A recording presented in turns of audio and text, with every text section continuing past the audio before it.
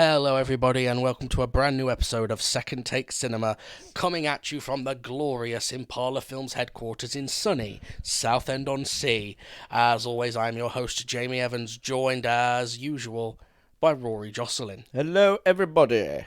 Today we are going to the sandy heat of the wild, wild west, all the way back to 1973, as we take a second take on Clint Eastwood's High Plains Drifter.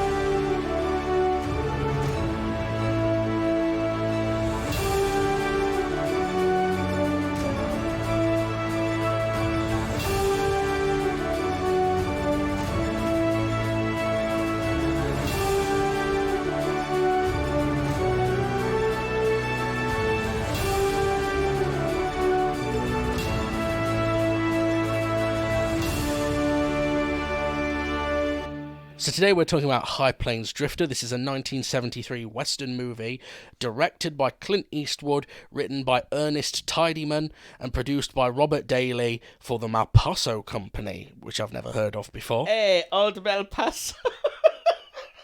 Racist.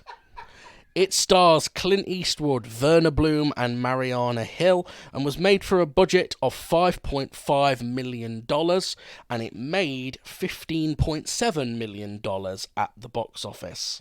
Universal released the R-rated High Plains Drifter in the United States in April 1973, and its critical reception was pretty good. It holds a 94% on Rotten Tomatoes, with Vincent Canby of the New York Times calling the film part ghost story, part revenge western, more than a little silly, and often quite entertaining in a way that makes you wonder if you've lost your good God sense. Gene Siskel of Chicago Tribune gave the film 3 out of 4 stars and wrote, "What does work very well indeed is Eastwood's presence, personal style, and direction. Though his laconic sense of humour often drags out the pacing of the movie, Eastwood uses his camera with intelligence and flair." Arthur D. Murphy of Variety called it a nervously humorous, self-conscious near-satire on the prototype Clint Eastwood formula of the avenging, mysterious stranger. Ernest Tidyman's script has some raw violence for the kinks, some dumb humour for audience relief, and lots of arch characterizations befitting the serio comic strip nature of the plot. Kevin Thomas of the Los Angeles Times called it a stylized, allegorical western of much chillingly paranoid atmosphere and considerable sardonic humour that confirms Eastwood's directorial flair. It's also a pretty violent business that won't disappoint the millions who flock to the Leone westerns. Tom Zito of the Washington Post called it an enjoyable, well-constructed work that suffers only from a slightly tedious tone that makes the film seem longer than its 105 minutes. However, the film does have its share of detractors. Some critics thought Eastwood's directing was derivative. Arthur Knight in Saturday Review remarked that Eastwood had absorbed the approaches of Siegel and Leone and fused them with his own paranoid vision of society. John Landau of Rolling Stone concurred, noting thematic shallowness and verbal archness, but he expressed approval of the dramatic scenery and cinematography. Nigel Andrews of the Monthly Film Bulletin wrote that, "After Play Misty for me, High Plains Drifter emerges as a disappointingly sterile exercise in style, suggesting that the first thing Eastwood should do as a director is forget the lessons he has learned from other filmmakers and start to forge a convincing style of his own." Popular Western actor John Wayne did not like this movie. Nope. He actually wrote to Clint Eastwood stating, "This isn't what the West was all about. This isn't the American people who settled this country." There was also the offer that Clint was offering to do a film with John Wayne. That film never ended up materialising, largely because of John Wayne not being a fan of overall the types of films that Clint Eastwood was in, that showcased a much more nasty vision of the West. but specifically with this film. It's his directorial debut as far as westerns are concerned. At least westerns he was the lead actor in. And therefore it put across this sort of vision that he had, that he brought from Sergio Leone and Don Siegel, of a much more, I don't want to say realistic, but certainly more gritty take. I think closer. Yeah, closer. I think that's the problem, though, is that John Wayne he was very much into that idealised... A propaganda good old version. Western. Yeah, Yeah. he was very much into that old version of the West. Which never really existed. If you study the history of the American West, it was savage. It was brutal. Yeah, John Wayne loved that romanticised view, and that's fine as an ideal, if that's your preferred version of Westerns. I completely get that. But at the same time, John Wayne was also known for being someone who would curtail people's artistic freedoms, or would agree with curtailing people's freedoms if he felt that they were either too left-wing, too commie, or essentially, in this case, even though Clint Eastwood is clearly not very left-wing or communist, the fact that they would dare to shite at all on the good old West, where all us good old white people were just really loving people. This is a thing that he didn't like that. This is a thing that seems to happen to Western actors, though, because only a couple of years ago, Sam Elliott, who we both quite like, but he made some really disparaging comments about The Power of the Dog, didn't he? Yeah. Because it's, I've not seen it, but I believe it's a gay love story set in the American West, and he basically, if I remember right, basically was complaining that it was a soft film for a Western. There was Western is in this kind of weird middle ground, in that, in the way that it's idealized, there's not really any homosexuality. There isn't really any other people of race apart from maybe some Indians. And it's literally just like, because it's a hard man, it's like gritty, hardened man's world. But if you then show any of the negatives of that hardened, edgy man's world, the same people that tell you it's hard and edgy will start throwing a tizzy fit, going, "You're upsetting the way I look at the West." The actors who became weird. well known for Westerns seem to feel a certain ownership over it as well. Yeah, I think because it's a franchise, because it's a genre that has died out largely, the people who remain who have had a lot to do with it, I think they feel ownership, because I think there is a lot of want to bring Westerns back. Yeah, well, I had a thought while I was watching High Plains Drifter, which I realised finally what Westerns are. Yeah. They are the equivalent for us in Britain of Victorian movies. They're roughly the same time period, the 1800s, and it's a time period that gets looked back on in our media a lot of the time through rose-tinted glasses. Yes. You know, things like Jane Austen books and things like that. It's something I hate about Victorian dramas. I don't watch Victorian dramas. I've got no interest. I tend not to. And the reason is because I know it's bollocks. Yeah, I like always there, oh, Mr. Darcy's such a nice guy. Yeah. And it's just like, bitch, he'd be slapping the flipping taste out of your mouth. I quite like because that's the era it is. Yeah. This disgusting era. I don't mind when they're more realistic. I don't mind them as much. But there's very little of that. I'm quite partial to Charles Dickens because he showed a lot of the actual working class struggle of being alive in the Victorian era. But other than some people that, and let's be honest, he was contemporary of the time at least. Yeah. Certainly if you get someone new now who's writing a Victorian piece, we're going to write about the Victorian age, a brand new story. It's always that upper class hoi polloi, and it's always a highly romanticised view of it, where women aren't getting beaten senseless, where, and it's just like, this isn't real. And it's always for the women's benefit, because it seems to be, you know what it is the Western is for men what Victorian stuff is for women. We romanticise, the genders tend to split in romanticising the 1800s between those two things. Men generally don't watch a lot of Victorian era stuff unless they're watching it with their wives. Likewise, a lot of women don't watch Westerns unless they happen to be watching them with their husbands. But they're romanticising the same brutal time period and erasing the reality of those time periods for romantic effect. I saw one that was pretty good early, not long ago, although I've just realised this is again based on a Dickens book. I watched Armando Iannucci's film, The Personal History of David Copperfield. Oh, right. And that's about a working class boy who sort of fibs his way into being accepted into the upper class, Yeah. but then gets exposed, and he's kind of guilty of classism himself as well. Right. Although it has got a really weird tone in it, where there's two working class characters who are villains for doing the exact same thing he's done, but because they're not attractive, they're villains. And it's a bit Hollywoodized in that. Yeah. Anyway, we're about to talk about this film, but first, it's time to quiz Rory.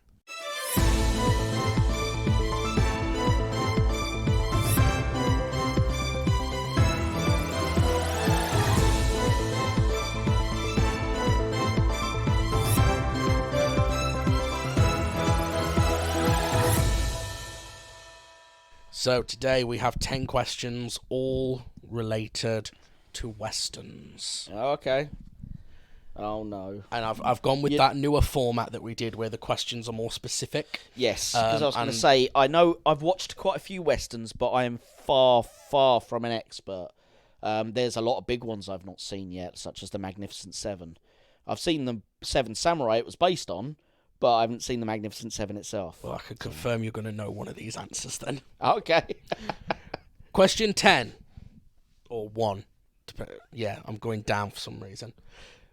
Name the 2007 remake of a 1957 movie that starred Russell Crowe and Christian Bale. Oh, 3:10 to Yuma. 3:10 to Yuma. I is love correct. 3:10 to Yuma. It's a great film. Next question. Yep. Which western was an adaptation of Kurosawa's Seven Samurai? The Magnificent Seven. Which, did you know that is the title Seven Samurai was originally released under when it first came to America? Yeah, well, it's because he originally wanted to write that as a western. Akira Kurosawa loved westerns and always wanted to write a western, but couldn't do one in Japan. Yeah, because the Japanese funding board basically were like, if you're going to make anything, you're going to make it about Japanese history, not American history. So he loved when they did adaptations, and he'd always watch them. Oh, okay. Yeah, Kurosawa absolutely loved westerns. Can you name the ill-performing 2010 western that was based on a character from DC Comics played by Josh Brolin? I've seen this film, and I can confirm it is one of the worst movies I have ever seen in my life. I feel like I should know this one, but I'll be honest, I've never seen the film. Josh Brolin's a great actor, but I've never watched anything where he stars. Yeah, this was a miss for him. Yeah. Also, the girl I in know it's it's not played Old Boy, because Old No. Boy is based on the Japanese or Korean film. I can confirm that the leading lady in this film is Megan Fox, if that helps at all. It does not. No. Honestly, I don't know, so I'm just going to skip. It's Jonah Hex. Yeah, I wouldn't have guessed that. Clint Eastwood directed this movie. He's directed he's directed a few others as well. Yep. No, I meant he's directed High Plains Drifter. He's directed a few others as well. Yep. And in that catalogue, he has won the Best Director Oscar twice. Okay. For which two films? Unforgiven. That's one. Yep. And they're both westerns. No. What? Second one is not a western. Second one's not a western. But it is directed by Eastwood, and it has Eastwood in it as well. Gran Torino? It's not Gran Torino. Oh, Letters from Iwo Jima? I'm afraid not. It is $1 Million Baby. That's one of the ones I haven't seen. No, unfortunately, Is I know that a what boxing one? it is with About a Hilary female Swank. boxer? Yeah. And unfortunately, I was going to watch it, and then Always Sunny did a 2-part episode that's a parody of it. So now I know the twist. Oh no, I didn't know there was a twist. Yeah, they parodied the twist. Okay, next question. This one you will get. I put this one in just for you because you're not well. Which actor, formerly known for westerns, gained a new fan base as one of the lead characters in Star Trek: The Original Series? Oh, you beautiful man. It's DeForest Kelly. It is DeForest Kelly. Love DeForest Kelly. Next question. This 1980 Western is one of the most infamous box office flops of all time. 1980. Yeah, earning 3.5 million against a budget of 44 million. Ooh. And it is often cited as the film that killed the new Hollywood era, as in this was such a failure that this is when films started being controlled more by the producers in the studio than by the directors. Oh. Because on this film, they let the director just run wild, do whatever he wanted, and the film was atrocious. Oh, apparently. I feel like I should know that one then. It's a very... it's up there with, like, Waterworld in terms of how famously of a flop it is. Right. 1980. Yeah, I don't know it. It's Heaven's Gate. Ah, I wouldn't have guessed that. Okay, no, fair enough. A very morbid part of me has always been curious to watch it. I mean, I'd happily watch it. But it's about 4 hours long, apparently. Well, I mean, Jesus Christ. Yeah. I know the studio, I know it went down so badly that the studio pulled it from cinemas and forced a re-edit to re-release it, and it didn't work. Up next, you should know this one as well. Jeff Bridges plays the lead role in the Coen brothers' remake of True Grit, but who played that part in the original? That's John Wayne. It is John The Wayne. better version of True Grit by a country mile. Name the 1995 Western starring Sharon Stone and Gene Hackman. The what? 1995 Western starring Sharon Stone and Gene Hackman. We just watched this. It's cool. The Quick and the Dead. That's right. Name the Western TV series that ran for 9 seasons from 1974 to 1983. And my memory of this show is when we used to go stay at my grandma's at weekends. It was always on during the day. Just episode after episode of this garbage. So this can only be one of 2 shows. It's a very wholesome show. Yeah, I know. It can only be one of 2 shows. Go on. I'm going to start with The Little House on the Prairie. It is Little House on the Prairie. It was either that or The Waltons. Are those the only 2 I know that Is went the on for a long Waltons time? a Western? Well, it's set in the same time period, pretty much. Oh, is it? Yeah, I believe so. I was thinking... Or maybe I've not seen much of The Waltons. I've seen a lot of the... I was thinking Walker, Texas Ranger. Oh, I don't think that's a Western. Walker, Texas Ranger's a Western. No, it's not. He's walking around in denim jeans, karate kicking people. I thought that was a modern thing. Isn't he a Texan sheriff? Yeah, but I think it's a modern Texan sheriff. Oh, okay. Didn't know that. He just uses his legs. Gunsmoke ran for ages. Gunsmoke was definitely... Wagon Train is another one. Because Gunsmoke was an audio drama first, and it ran for like 10 years as a radio drama. Oh, wow. And then became a TV series and ran for something like 15 more seasons. Nice. Last question, and I know you're going to get it now. Go on. I didn't know you were going to get this one, but now I do. Name the 1993 Western starring Kurt Russell, Val Kilmer, Sam Elliott, Bill Paxton, Michael Biehn, Dana Delaney, and Powers Booth. Titanic. Wrong. No, it's Tombstone. It is Tombstone. Did you not know I'd seen Tombstone? The problem with doing Westerns is I've barely seen any, so Yeah. some of these were difficult questions to come up with. Sure. I think that might be the best you've ever done. 1, 2, 3, 4, 5, I got most 6, of them. 7. You got 7. 70%. Hey. Hey. Yeah. Outlaw Josie Wales I can recommend, as well as obviously the Sergio Leone trilogy. I know what I forgot to ask a question about. Blazing Saddles. One of the only Westerns I've actually seen. You seen Blazing Saddles? I showed it to you. Yeah, it's garbage. Pat Garrett and Billy the Kid. I haven't seen that one. That's the one where all the music's done by Bob Dylan. He wrote the song Knocking on Heaven's Door for it. It's okay. And now it's time to talk about High Plains Drifter.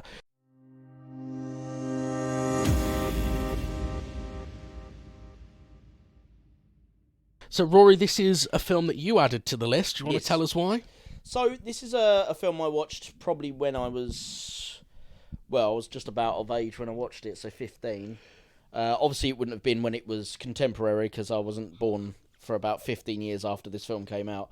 But yeah, I watched this film when I was younger with my dad.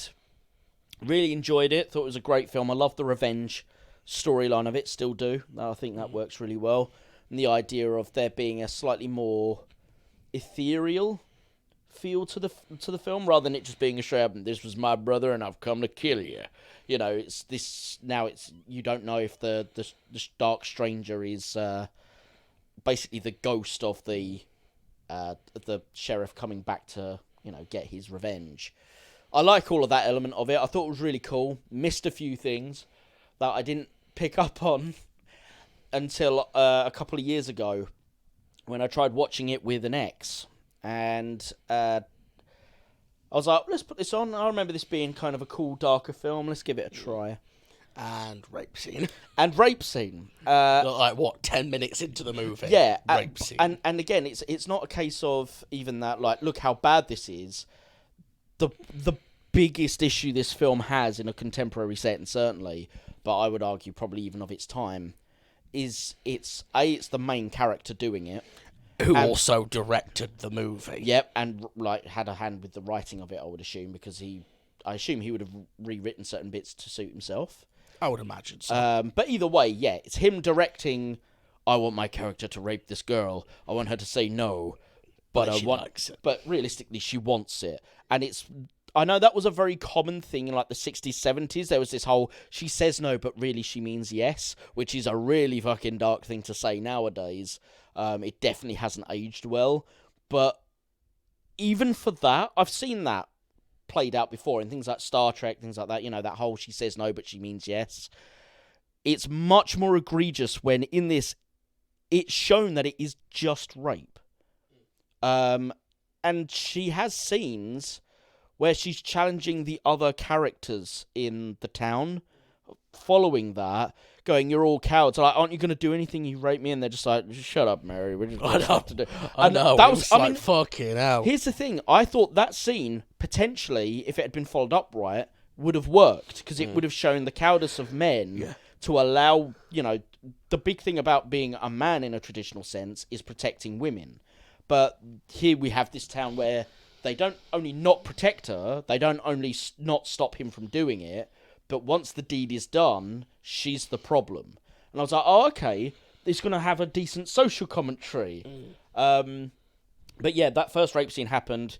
The ex I was with, and you know what, I can't fault her for this, but was just like, I don't want to watch this anymore, I'm done. And I was like, you know what, fine.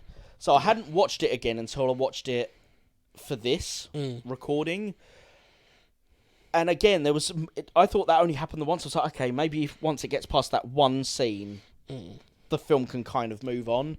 But it keeps going back to it. Yeah. There are 2 female characters in this movie, and he rapes both of them, doesn't he? Well, technically there's a third, but it's an old woman, so she's only seen as an extra. But that's it. There's only 3 women in the entire movie, 2 of which are raped by hero main character of Clint Eastwood. We'll talk about that, because the film didn't go where I thought it was going to go. Yeah, so I'll leave that until we get to discussion of it. Yeah. But my point is I tried to show this to an ex. She said she saw that scene and was like, fuck no, I'm out. Yeah. Can't blame her for that. I also kind of somewhat noped out, because I expected there to be if you're going to do it, at least show some nuance or some meaning.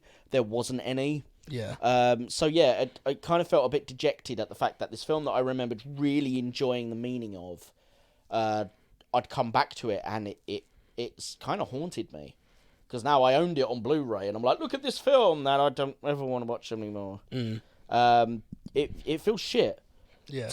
And again, I missed it when I was 15. I didn't clock. And I don't get how I didn't clock it, because I'm quite thoughtful. When I watch films, I like to analyse them. So the fact that I somehow missed it troubles me.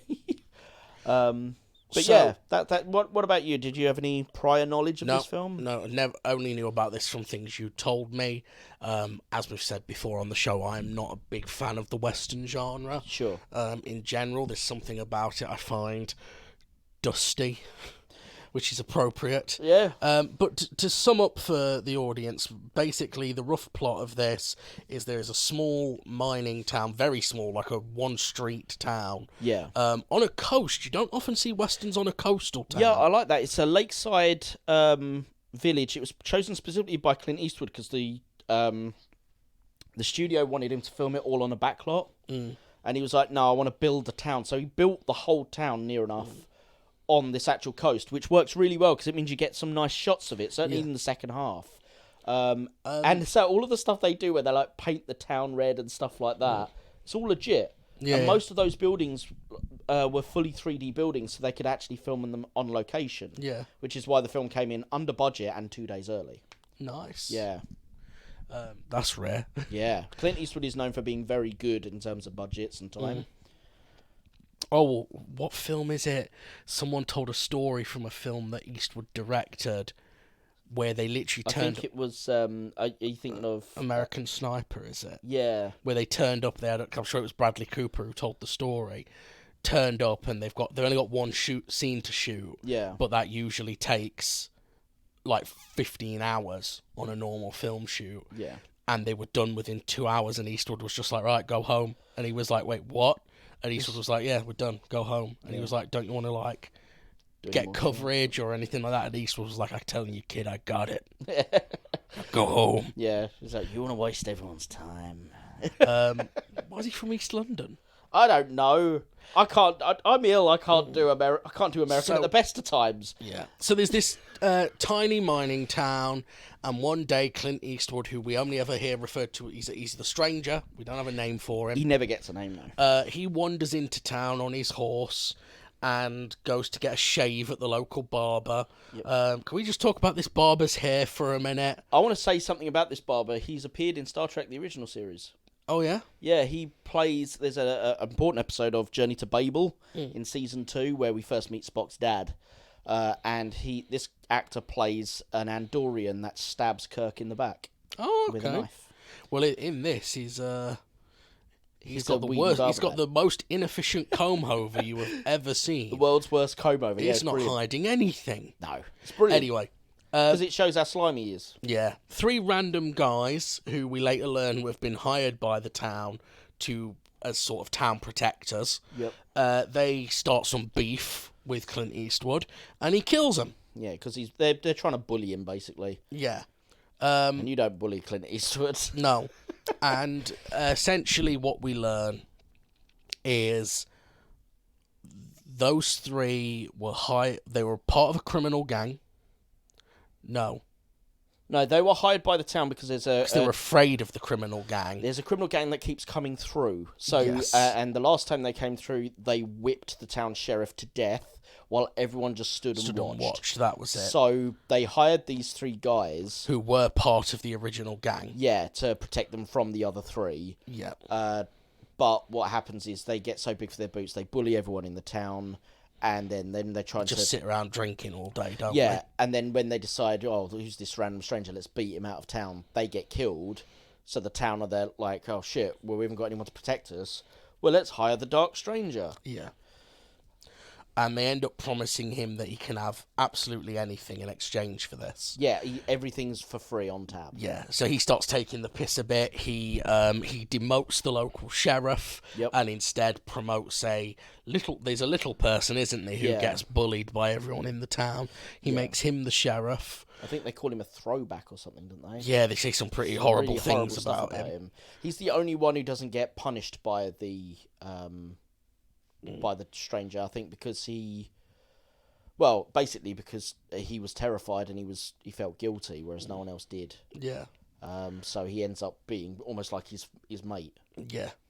And he starts getting them to do all sorts of things like painting the town and whatnot. There's a bit I remember as well when he's in the general store, just after he gets his, everything's free stuff. And there's a couple of native Indian characters. Native They're only Americans. That's it, yeah. Native American characters who are in the store looking at these different blankets. And the store owner is just like being like sort of really over the top. Oh, it's so good to see you, blah, blah, to the Dark Stranger. Then he turns to the Native Americans and basically barks at them like they're children. Don't touch what you can't afford. And all this 2 of them stuff. are children. Well, there's one of them's an adult. No, there's 1 adult and 2 children. Either way, he's yelling at the adult as well. Yeah. Because then Clint Eastwood gives the children sweets, doesn't he? Yeah. And gives the adult the blankets he was looking at. And he goes, this all on my tab. So basically they were free. Yeah. But we never see, it's the only time we see any Native Americans. We don't know where their campment is. We don't know what relation they have to the town because they're not in the rest of the film. Yeah. So presumably they're not part of the town's, revenge letting gimmick. This is where I've got a bit of a problem. Well, actually, no, I guess I don't, I suppose. Oh, go on. What was your thought? I've invalidated my own point.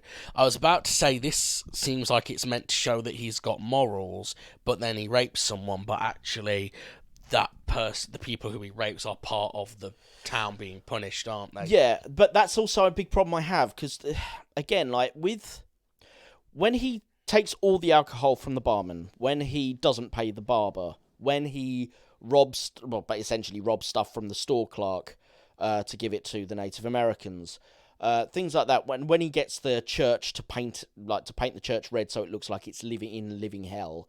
All this stuff is punishing people for their cowardice by taking property from them. Yeah. Or basically taking something from them of value, but something that is not their virginity or, something physical about their persons. Whereas with the women, both of their punishment is you're going to get some clink cock. And it's not the same. That's not an appropriate... Yeah. Not that he should have raped any of the men, but if that is what you are deeming within the film to be an appropriate punishment, why is it only judgeable by the women? And it seems to be that the women get treated like that because they are property of the men, and the women get raped to shame the men. The men, yeah, it's not a great message. No, so even then, the women don't really have their own agency. And they try and kind of shoehorn some in by the first woman he rapes, essentially is a villain. And the problem is within the context, of course she's a villain. She hates him because he raped her. Yeah, like so you're she sitting tries there going, to kill him, doesn't she? Yeah, and then you're like, oh, look at this cowardly woman. She's trying to escape now that her murder plan hasn't taken off. And you're like, she had every right to try and kill the fucker. Like, honestly, piss off with that. And this is our first hint that something supernatural's going on. Because she shoots him point blank. He should be dead. Yeah. And not a scratch on him. Yeah. But then also the second woman, who is essentially it's the woman who owns the hotel. Her husband owns the hotel, and they both live there. Her husband decides to try and kill the Dark Stranger in the middle of the night, and so the Dark Stranger puts some dynamite in the room and blows it up, killing a few of his would-be assassins and destroying most of the hotel. And when he goes back in to go to sleep, she goes, well, the only room that's still not damaged is mine. So she goes, oh no, and then he drags her into the room. She threatens not to, it's like, you're not going to do to me what you did to the other woman. And he basically coerces her when she tries to stab him to kiss him. And then she, as they do in these films of this era, she wanted it, so she drops the knife and just gets into it.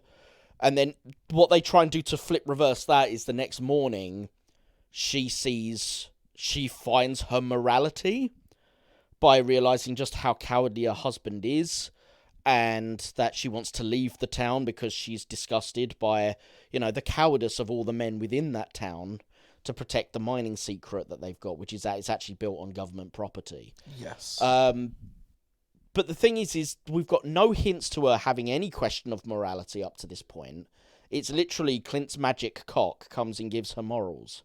And it's like, I'm sorry, but you can't use rape as a way to give morals to people.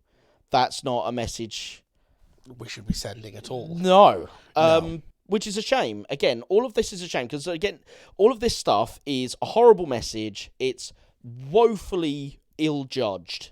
But eliminating that line from, that stuff from the story, I really like the idea of punishing a town for cowardice and apathy, for watching a man get brutalized to death and standing around and going, oh, well, nothing we can do about it. There's more of you. You could do something.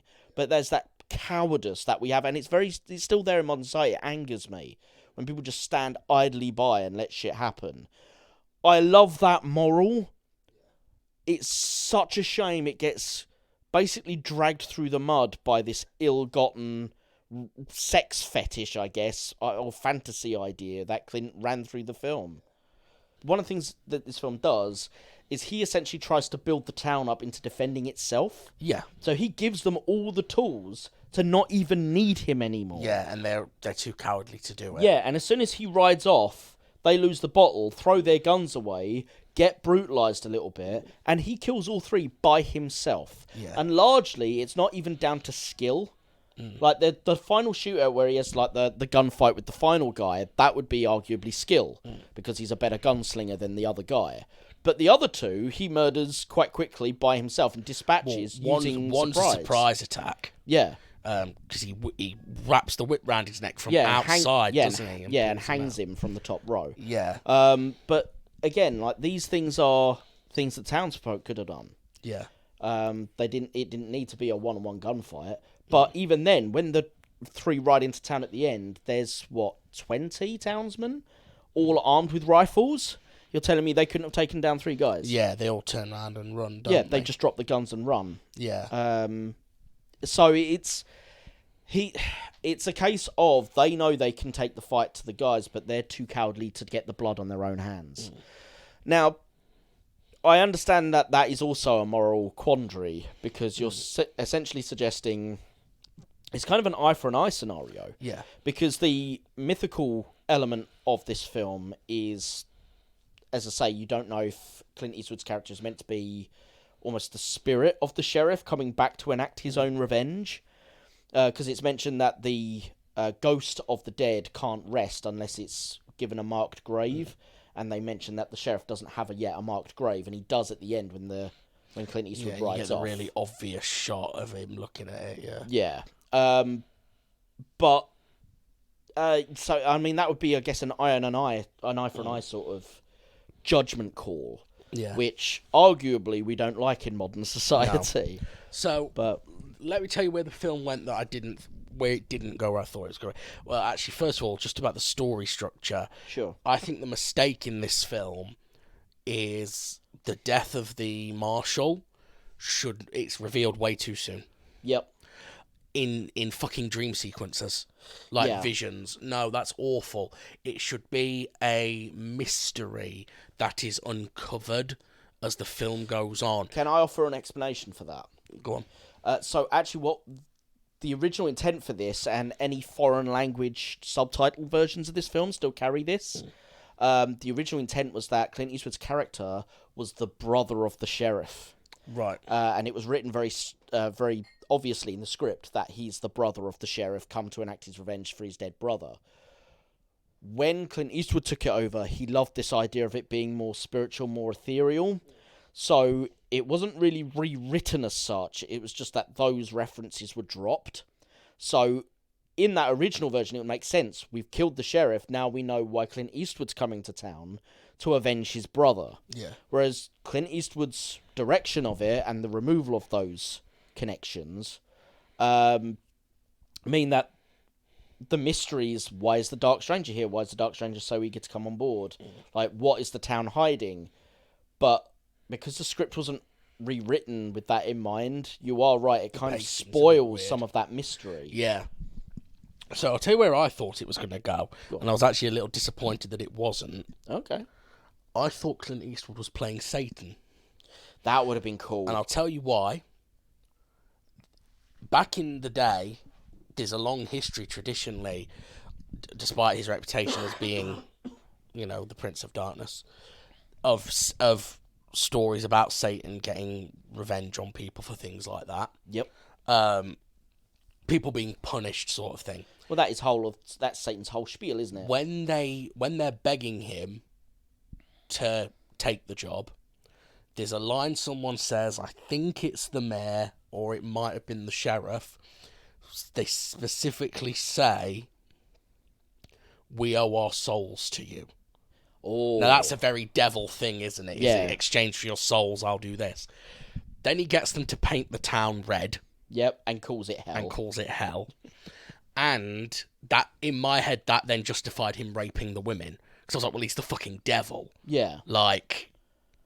Yeah, rather than it being a man doing this, it's Satan himself. Like, it is the Lord of Evil. Yeah. Just taking revenge on even more evil people. Yeah. And then it's not the case of a good guy enacting his revenge. Yeah. It's, which, with the rapes, certainly has really horrible social... Yeah. But if Satan does it, Yeah, of course Satan would do that. He's an evil prick. Yeah. When he kills the first of the three villains, like you say, he whips him and drags him and hangs him. That, to me, didn't play like something a human man could do.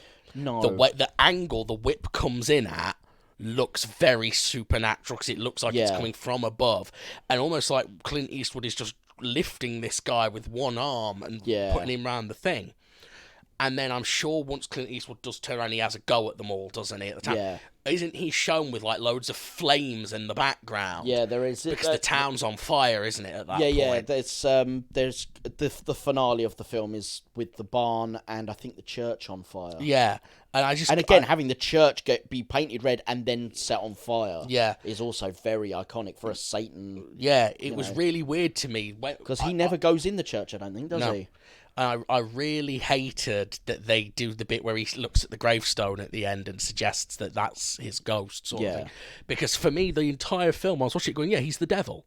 Yeah. He's Satan. That just seemed so... I don't know if Clint Eastwood did this by accident or if it was like a thread he was trying to weave. It just seems so obvious to me. Yeah. Oh, he's the devil. The devil has come out of nowhere to punish these people. To punish this town, and then he'll move on and punish someone else. Yeah. You know what? I think that would have been a better way of playing it. I think the issue is again, because I know that this was originally meant to be his brother. Yeah. I think what it is Clint Eastwood was correct in when he read it, it should be more ethereal. But you are right, I think he went the wrong direction with that ethereal. Instead of being like, this is the guy coming back for his revenge. Honestly, the idea of it being Satan would have made... certainly a lot of elements, more problematic elements of this film made a little bit more sense. Yeah. Because then at least you know that Clint Eastwood's character is not a hero. Yeah. You know, Satan is not the hero. No. Then you've got villain versus cowardice. Yeah. And you know what? Everyone's the villain. That's a great fucking narrative. There's no good guys in this, really. And don't get me wrong, I still think that the rape stuff should have been changed to not be that. Yeah. But... at least under the idea of it being, he's a villain, he is Satan. Yeah. And that might explain why the women come over to his way of thinking, because he is the Satan. Just a quick note that you probably already know, but when you see the flashbacks of the marshal being whipped to death, do you know what they did? Because the guy looks just like Clint Eastwood. Do you know why? Isn't that one of his stunt doubles? It's Clint Eastwood's stunt double. Yeah. Yeah, it was the guy who'd been his stunt double for years. Yeah. They got him to play it specifically so it looked like Eastwood. Yeah, but not quite. But not quite, so you had this weird cognitive dissonance thing. Yeah. Where you were like, oh, is that him or is it a relative or... Yeah. I feel like I had something to say about the villains, but I can't remember what it was. What, the three... cowboys? I think they were just played surprisingly flamboyantly, I think. Yeah, the villains were surprisingly not stereotypes. Yeah. The lead villain I actually have seen before in Rob Zombie's The Devil's Rejects. Yeah. Also, I'm just reading some of the IMDb trivia. This sounds like the actors and actresses got shot. They didn't, but it's just the way it's written. The actors and actresses began to paint the houses of Largo red, but professionals finished them off. And obviously it means that the professionals finished painting the buildings. Yeah. But it just sounds... someone lined them up and just shot them in the street. What are you doing to the damn town? Anyway, yeah, I'm just trying to see if I had... Oh, yeah, I wasn't clear if there was any reason Eastwood gives them for painting it red. It was to be camouflage. No, I think the reason he does it is, A, it's a form of penance for them in agreement to anything else. I know the real reason he does it. But also, I think the reason is that there's a surprise, so that it puts the three guys coming back, it puts them on edge. Because obviously you come back to your, if you were to go back to Mansfield and it was all painted hell red, you might, even if you don't care about the town, you'd still be like, what the fuck? Like, yeah, I think that's the reason why it was meant. His official version of it would be that it's to rattle them up. Yeah, okay. I like this film overall. The themes of it. But you said something interesting to me, which I think is 100% correct, which is most Westerns are very much of their time. And a lot of Westerns don't really do very well with modernisation, or if they do get modernised, it's like True Grit, where you basically destroy what made the film actually work to replace it with something a bit empty and lifeless because it needs to be gritty now. It can't be just fun or good old days sort of reminiscing. It needs to be darker and grittier. Well, I think you were spot on when you told me, we were messaging about this film over text while I was watching it, that you feel that this film would actually be a great candidate for a remake. Yeah. This is one of the few films I think would benefit from one. Yeah, because A, you can nix out the more problematic rape story threads, which would certainly make it a lot more imminently watchable to a modern audience than the original. But number two is because, unlike other westerns, such as True Grit, where you have to get rid of the depth and the meaning and the beautiful look in order for it to work in a modern, dark, gritty, horrible Coen Brothers way, you could instead make this very similarly. This film did not have a shiny, sheeny look to start with. It wasn't Technicolor and beauty everywhere. It was dark, it was mysterious, it was ominous. And it was colourful at times. Certainly when the town was painted red and on fire, there was a lot of colour going on, but it felt gritty. And again, the story, you can show that all of these people are scum back in the day, that they have old-fashioned sensibilities that are distressing because they're all cowards, because they are all, users and abusers and traitors to each other and to the people that they hire. All of that would fit in perfectly with a modern take on a Western. Yeah, I would definitely, if I was to do a remake of this, I'd definitely go with the Satan angle. Yeah.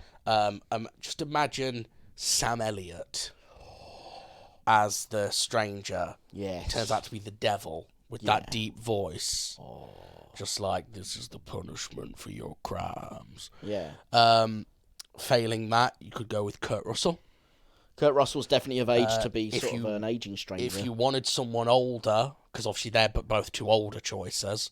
If you wanted someone younger, Yeah. Josh Brolin, maybe. Yeah, Chris Pratt. Yeah, Chris Pratt. Why not? No, not Chris Pratt. And then, you've got your townspeople as well. You'd get people like, say, I'd like to see a Gary Oldman as maybe the cowardly sheriff. Yeah, I think you could have quite a nice cast for this, for the townsfolk. Yeah, we've definitely got the actors to pull this off. Yeah. I'd probably eliminate the rape scenes altogether. If I did keep them, the fact that it's the devil kind of excuses it a little. What I'd probably but I probably is wouldn't have it at all. No, I think it might be best to avoid them, but if you were going to have to keep one, what you could do to make it more effective is only keep the first one and then allow that female character to have more of an arc where she figures out he's the devil because she's so focused on trying to defeat him, and she's the closest thing we get to a hero. Yeah, and because that would add another element to it where he's not completely in control of the situation, but where no one, because it was such a good thing when all the guys around her were just like, you know what can we do about like being proper cowards, allowing this shit to happen, and she calls them out on it. If you could do that, but rather than going, but she's still got to be a bitch, instead make her the hero of the story as close as you can get to one. And I'd definitely have the reason for it, like the town secret, I would have revealed more slowly. Yeah. As sort of a why is this happening to us sort of thing. Yeah. Maybe a little bit deeper than we built this on government property.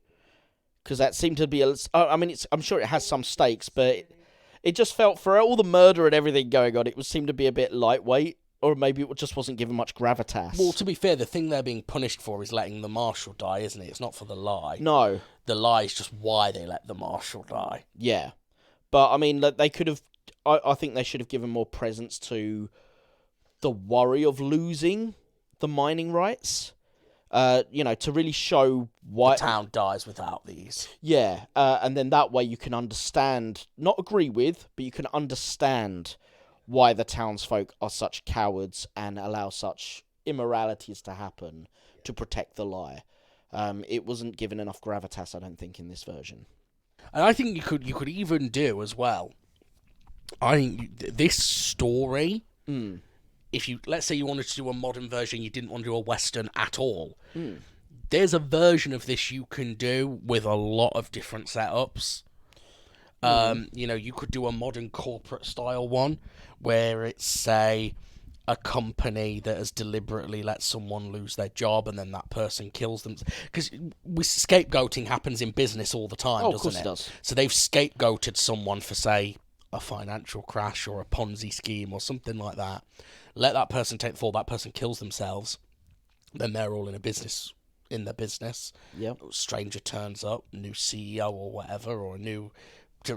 Like, this story is quite... The base bones of this story you can translate into lots of other different settings. Yeah. So even if you didn't want to strictly keep it a Western, there is that flexibility in this story, I feel. Yeah. There's a little bit of Yojimbo in this, I think, is why. Yojimbo's more about playing two gangs against each other. Yeah. But he kind of does that in this, but the two gangs, rather than it being two competing gangs, it's the outlaw gang and the townsfolk, both of which are criminal.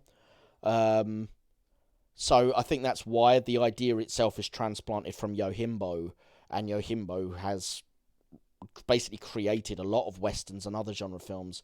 So it has been done before, but I think what this one does differently to all of the others, what High Plains Drifter does differently to all other variants of Yojimbo, is it adds this mystical, supernatural element.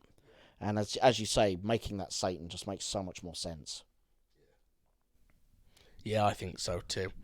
Anyway, I don't think there's much more to say. No, I think I'm out of all stuff. Yeah, Fantastic. I'm glad I watched it again.